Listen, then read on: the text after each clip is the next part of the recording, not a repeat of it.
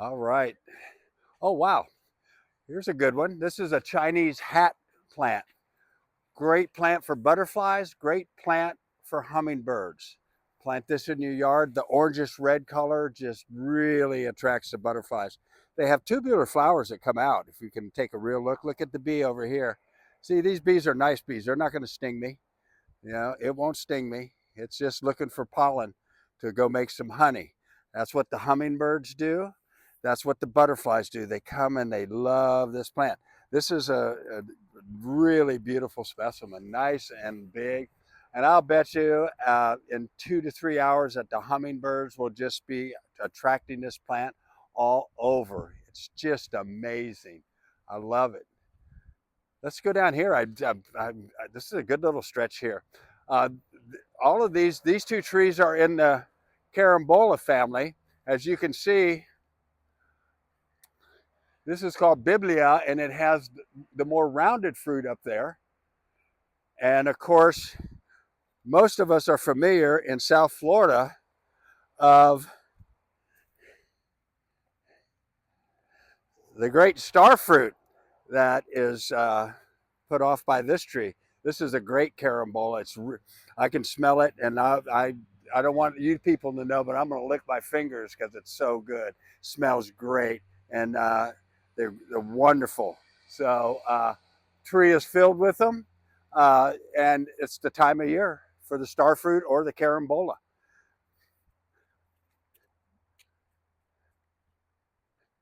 You can see our stands of bananas over there. You can see they have bunches already on them.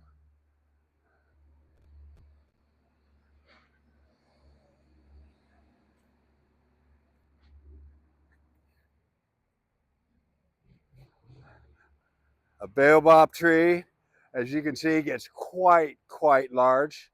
We try not to sell those at the nursery very often because of the size that it does reach. Quite gigantic, big. You can see how the roots are coming pushing the tree out of the ground. But what a great specimen. This is Fairchild. This is what Mr. Fairchild searched the world for. Specimens like this. And they weren't this size when they got here. I'll let you know that. You know, it's been growing since the early 1900s.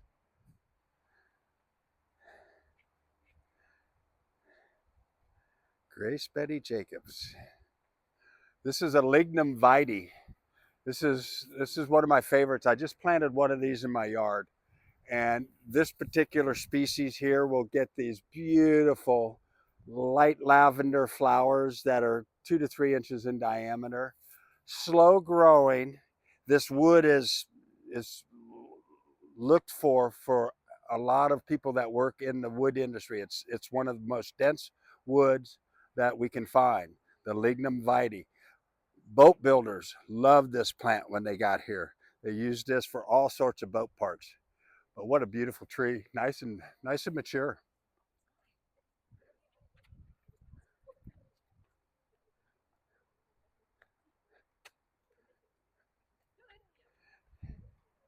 You're welcome. So here's a nice little plant. Okay, we sell quite a bit of this. This is Sarissa and Tree of 1,000 Stars. It'll get small little white flowers for us. So great. This is what it does right here. It grows in a small little shrub form. Beautiful, beautiful.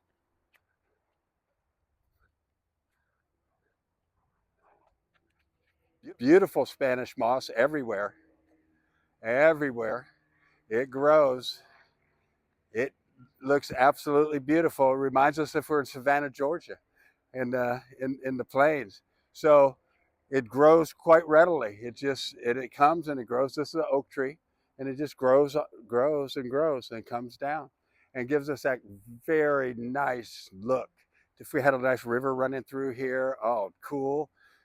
Spanish moss flowing. What a great picture. Pardon me? An epiphyte? It is an epiphyte, as a matter of fact. It's in the Bromeliad family, believe it or not. That's the salient fact of the day, that Spanish moss is an epiphytic plant. Beautiful.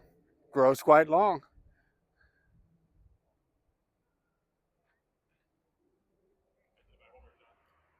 You did well, young man.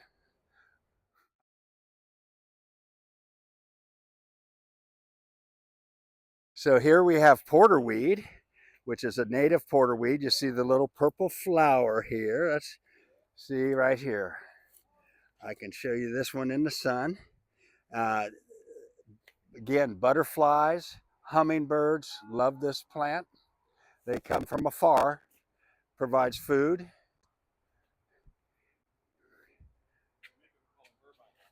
Yeah, look at there now. Um, See that little critter right here? Look at that. Can you get that? We're going to find out what that is and let you people know. But there's a bunch of them out here, and they were just eating this. This is a coffee, a wild coffee. Nice, shiny leaf for the garden, but the birds love it, as you can see. They just love it.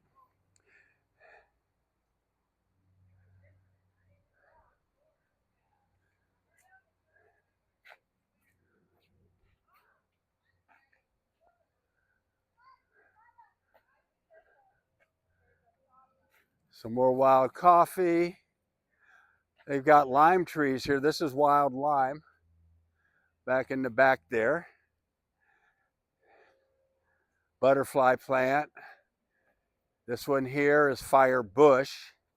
Okay, they just cut it back, but you can see some of the real nice tubular flowers here. This is for the hummingbirds. The hummingbirds can put their beak in there and extract the pollen. And the butterflies can land on here and get some of it also. It's really nice. So what an array of foliage. Here's desert cassia. This will get yellow flowers, and the butterflies love it. The zebras love it. So they have done a fantastic job of providing nice flowers for all of the butterflies and the hummingbirds. It's just amazing. Oh, here's one. Here's another good one. This is called the red shrimp plant. Another butterfly favorite. Butterflies love it. And you can see they get pretty tall. They'll get 6 feet tall. Over there, it's 7 feet tall. What a great plant. This has been here a while, folks, because normally we get them in the nursery, they're a foot tall. So you can see what they can do, how tall they get. But again, the butterflies love these flowers. And more wild coffee. They love the wild coffee here. More firebush.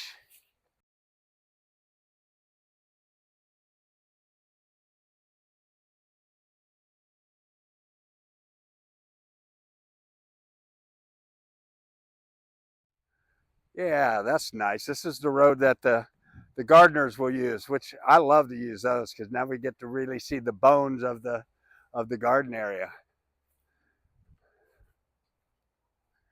Here again, this is the Chinese hat plant. Butterflies and hummingbirds love it. That tubular flower again, that's what they look for. See that thing right there? Oh my gosh. So inviting. They love it.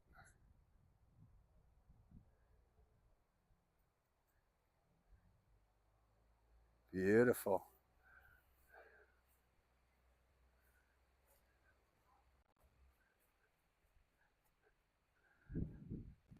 So now, folks, if you ever have an opportunity to visit Fairchild Botanical Gardens, at Christmas time, they light this place up. And they do run trams through here, but the way to go, if we can do it, is to walk on foot. Because boy, oh boy, what's behind us here? We got a tram coming. Uh,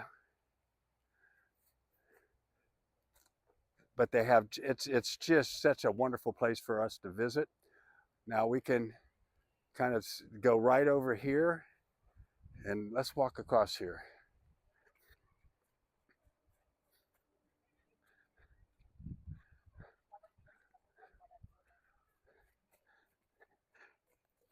So Purple Queen here in the Transcantia family. uh, with a few little succulents around it. We go into the shooting star.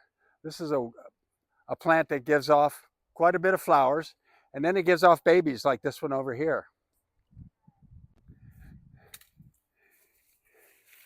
You can see the purple, it's green on top. You can see that. See the leaves are all green, and we look at underneath and they're purple. Shooting star gives off those beautiful, beautiful pink flowers like that.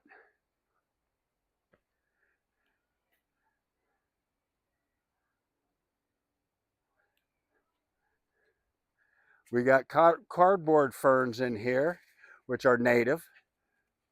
So this is kind of a little native area. It's beautiful.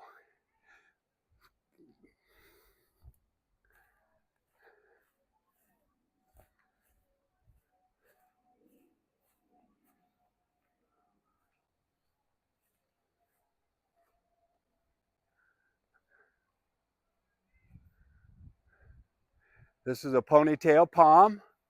These right in here that we get to see.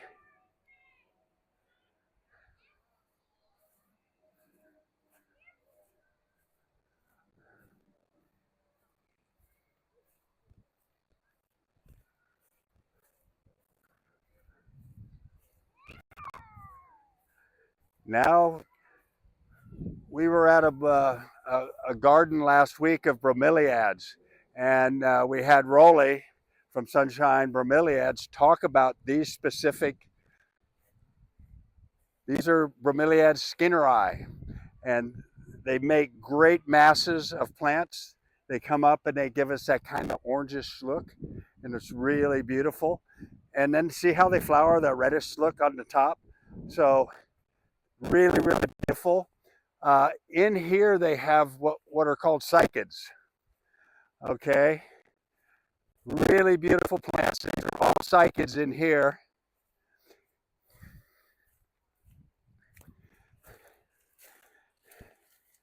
Come in here and they just grow like this, very sharp, and they grow out of the middle. And great specimens, great specimens.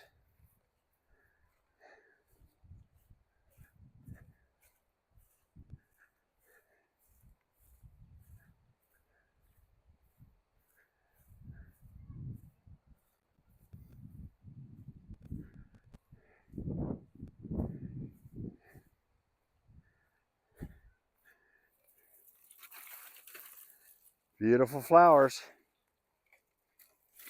from our bromeliads, our skinneri.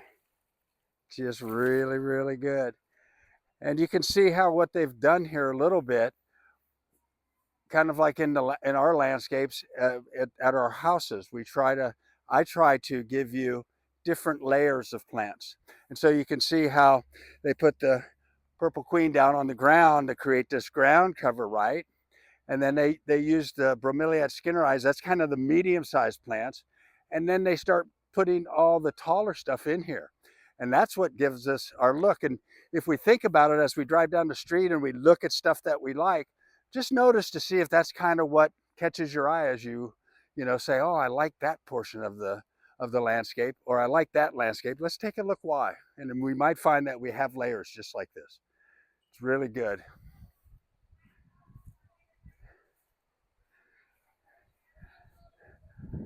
I want to take a minute and show you this beautiful, you can see this flower. Here is a bromeliad, and this thing is so heavy, okay? So this flower has probably been on this plant 4 to 6 months.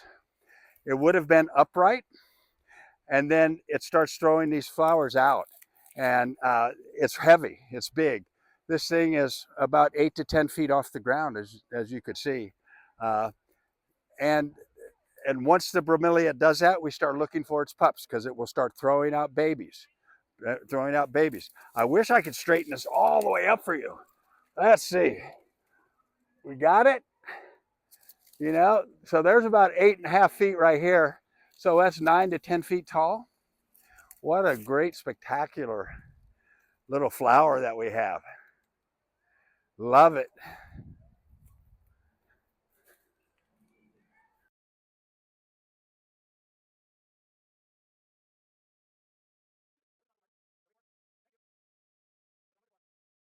Look at these lovely little tithonia. Nice little butterfly plant. Again, they'll plant these. They get about 6, 7 feet tall. Then they have some smaller little ferns on the ground. Gives us our different layers.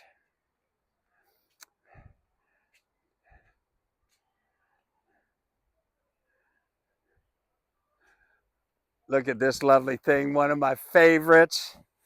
Okay, take a look at this. This is heliconia, and this is a lobster claw because they're so heavy.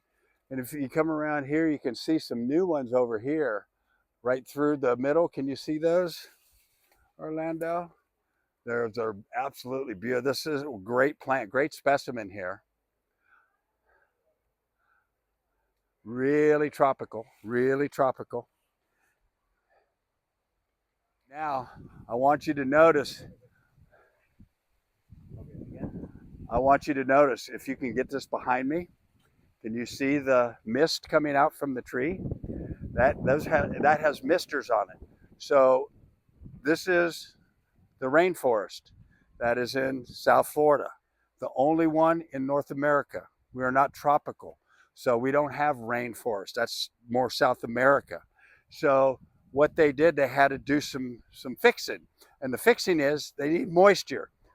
We think we get a lot of rain here, but not like they do in the rainforest.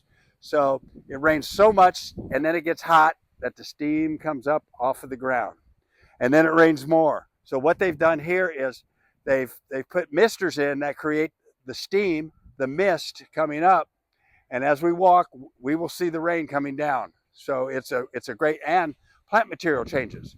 So that's the great thing. Plant material will change, or it'll be happier. Now start looking at the alocasias again. Here we go, getting alocasias. This is a Jamaican croton right here. You know, we sell it 2 feet tall. Here we have a specimen that's about 10 to 12 feet tall.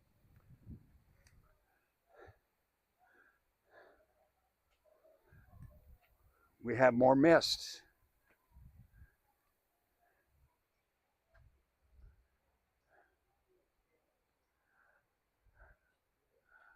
Okay, so as we turn here, you can read the sign that says Cloud Forest and National Orchid Garden.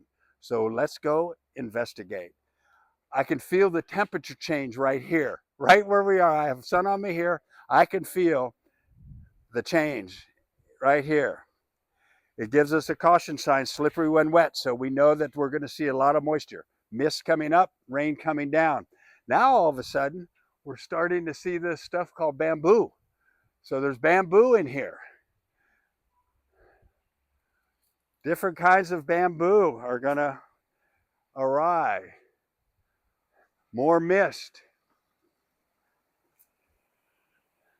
We hear the water. I love the sound of water coming down. It's a nice stream. We've got our mist right here. Amazing. I love it.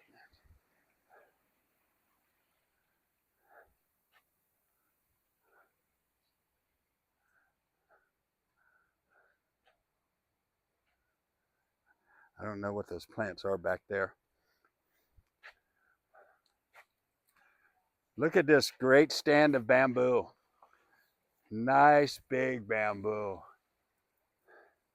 Probably giant timber bamboo. We'll check to see.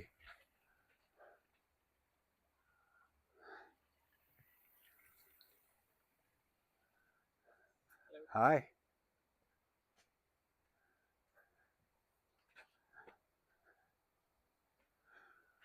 If you can imagine this place at night with blue lights, red lights, white lights, Christmas time, up in the trees, the mist is going off, you're making your way through this forest like this. It's amazing. It's amazing to watch. We're going to find some more color. I know we've been really green most of the day, but that's okay. Small flowers for the butterflies and hummingbirds. Let's see if we can find some. I love the aerial roots. Aerial roots like this come from the top of the tree, hang down, and as soon as they touch, they will root themselves, and then they start getting bigger and bigger and support, and that's how this tree grows. Obviously here, they'll go up and they'll remove those because they want to make the walkway free still. Let's go over this way.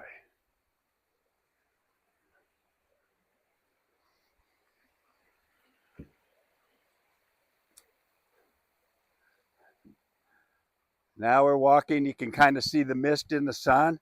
And what do we have here but some absolutely gorgeous orchids. Amazing. Okay. This is how they grow in the wild. Okay. I want you to notice the angle of the bromeliad or the orchid, because this is so important. When we go to buy orchids, they're always in the white little plastic containers usually. We have the stem coming up, right, with the leaves, and then we have this, and they put a small stick in the soil, and they hold this upright. We go, how beautiful. The leaves are sticking up straight in the air, but you'll notice none in the wild are sticking straight up. These don't like water in their little, where the leaves meet, okay? They don't like water, so they always make it so the water will hit and roll off somewhere. Hit, roll off, hit, roll off. And what does it do? It loves it. It will throw out its roots like this, and this will just attach itself right to the tree. Just beautiful. I love it.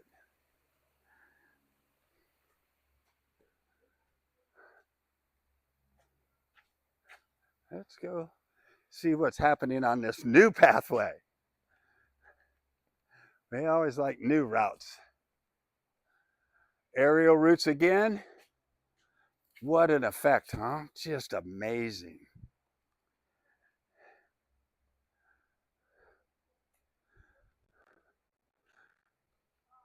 So here's Innovation Studios at the Fairchild Botanical Garden. They have classes, they have students, and they hold classes, and they allow students freedom to come here, pollinate plants. And I just see another beautiful, look at this orchid here, right here. We've got orchids everywhere, just in bloom right now. Just,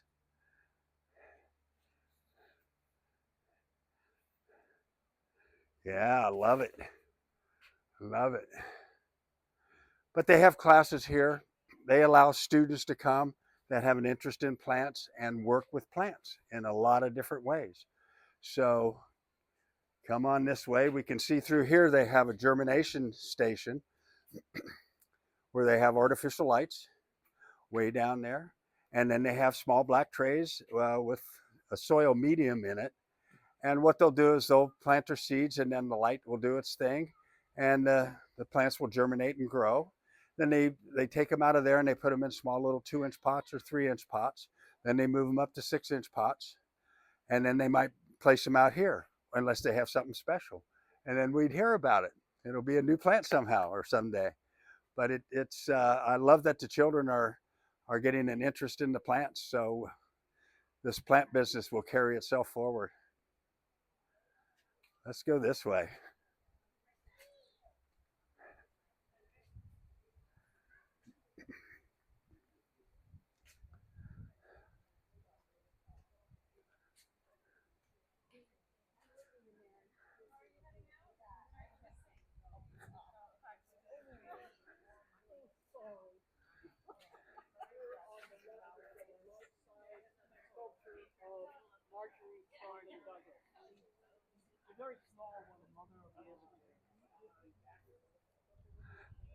Let's go this way because I think this is the greenhouses are behind here.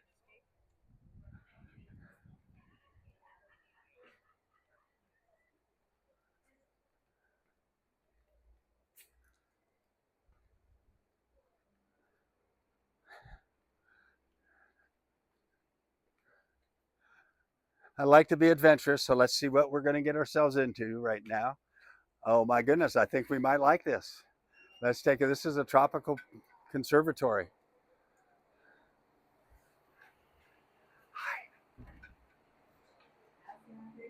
You're welcome.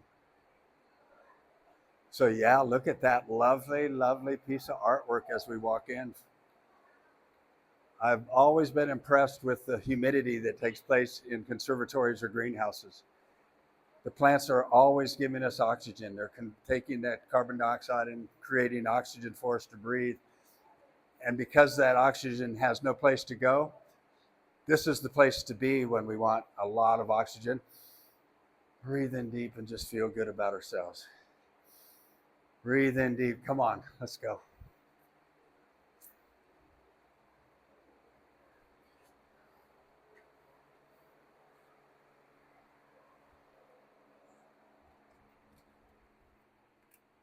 That's outside again. Let's stay inside the conservatory and see what.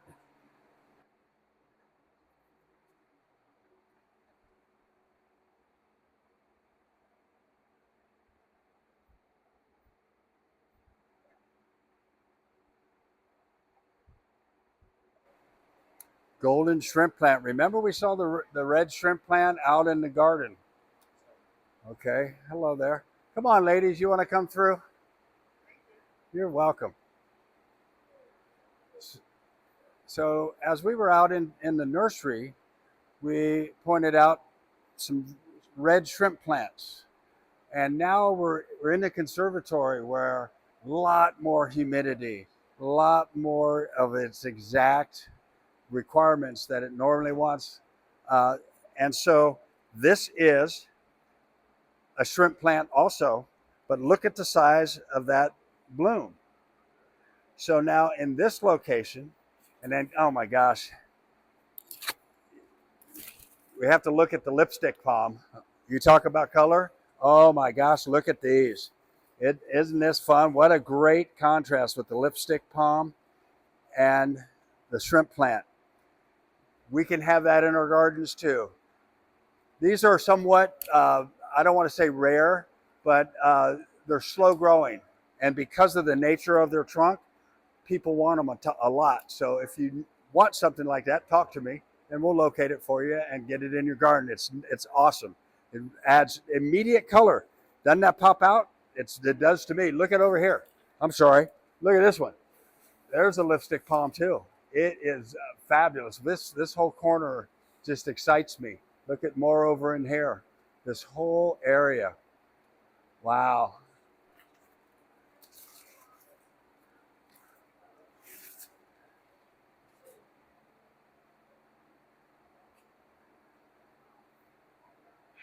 I love it. And then they throw ginger in here and it smells so good. It smells awesome. Let's go this way, see what's in here. Oh, not an entry. Of course not. They want to keep us out. Let's go over to the water. I like the water wall.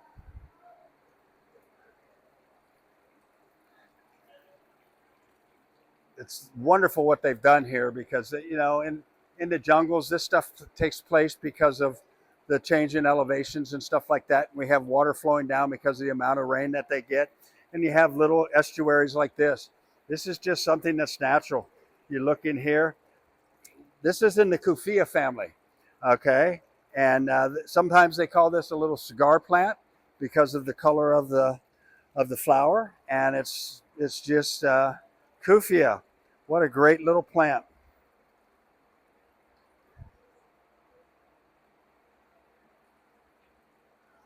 Oh my gosh.